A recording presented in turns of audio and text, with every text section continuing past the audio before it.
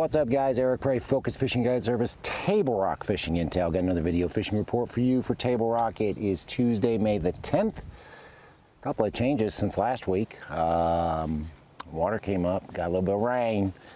Been on the water, I think I missed 2 days is all I missed, but I did miss a couple of days because of weather.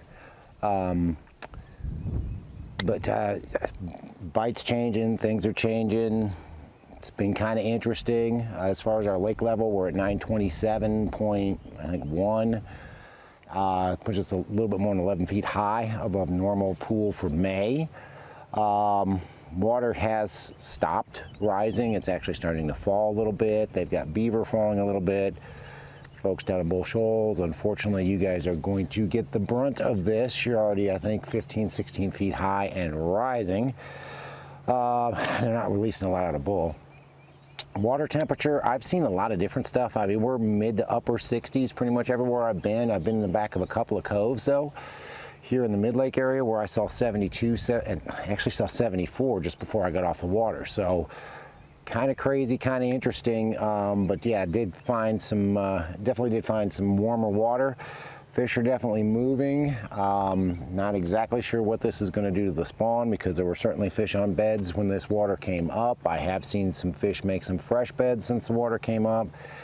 So a lot of stuff going on. We've got guys out every day right now, and best way to stay on top of it, best way to know what's happening, join Table Rock Fishing Intel and be a pro member, and you will get those daily reports that'll give you the most up-to-date information. Situation like this where the water level is going to be fluctuating, it's probably going to start dropping. It's a good time to be a member, because that way you know before you go exactly what the guys are facing and how they're catching them every day of the week. But if you're coming down, gonna fish the lower end of the lake. Fished the lower end towards the end of the week last week. Actually, it was before the water came up. So I can tell you last week when I was down there, we caught them on a swim bait, of course. It seems to be our 12-month out of the year bait, that little Kitech 2.8 on a 1/4 ounce head. Started to catch some on the bottom with a shaky head, and I'm sure if you want to throw a shaky head or a Ned or even a tube, you can certainly catch them down there doing that. And then the topwater bite is just starting to turn on all over the lake. It seems like it's a little bit better in the clear water, and the water down by the dam, you know, basically until you get about to Big Cedar, the water's staying pretty clear. It's dirty once you get above the 86 bridge, and there is still a little bit of debris up there, but in that clear water, it seems like that topwater bite's starting to turn on down by the dam. Mid-lake area where I am right now, fished here today. It was I don't know, it wasn't a great day, it wasn't a horrible day. Last couple of days have been a little bit weird. Been catching not a lot of fish, but been catching a little bit better quality.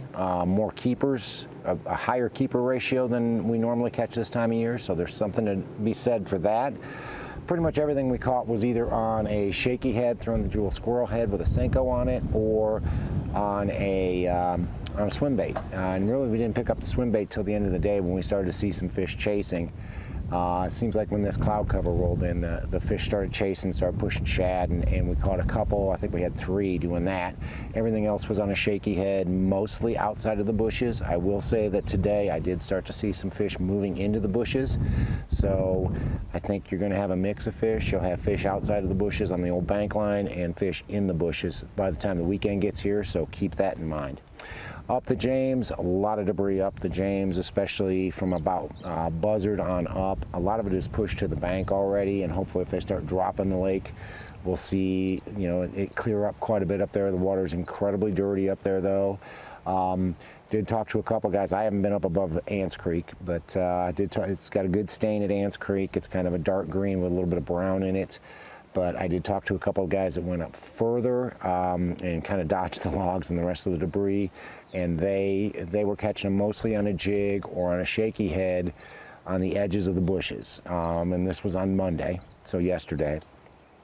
I would not be surprised, though, by the time the weekend gets here, that we start seeing fish back in the bushes where we can flip for them.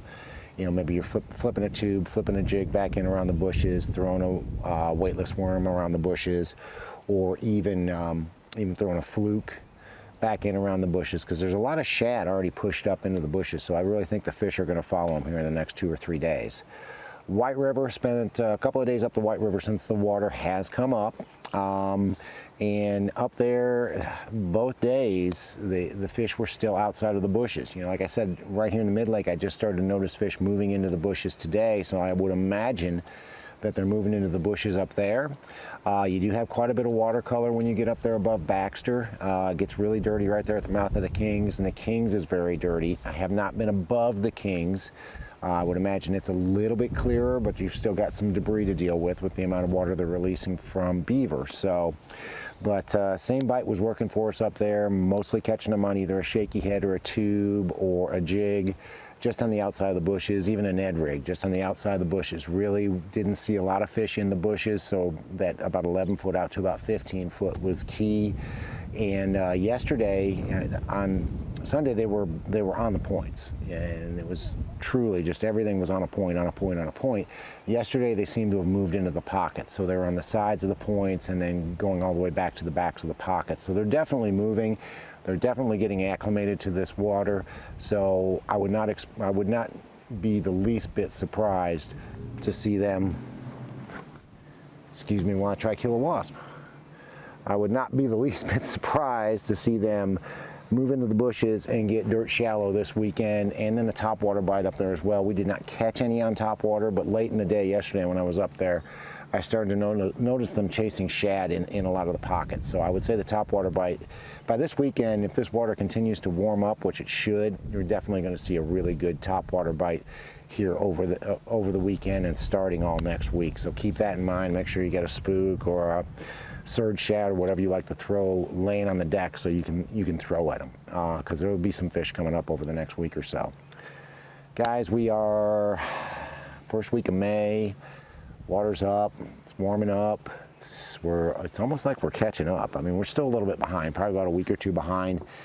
Normally they'd all be post-spawn, but there's still some fish on beds right now. But catching a lot of post-spawn fish, starting to see a lot of fish that are already done.